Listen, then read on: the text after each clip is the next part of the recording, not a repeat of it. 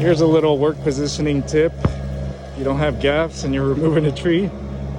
Knee ascender, foot ascender creates a spot of tension where I don't lower and I can cut comfortably right here, that log.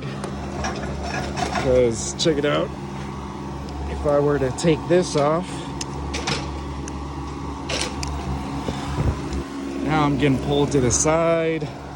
You know, it's kind of hard to position myself like this. I'm only putting pressure on one foot and it's kind of got me all over the place. But with the knee ascender, I can stand up a little higher and I get pressure on both sides. Now I can cut with my big saw.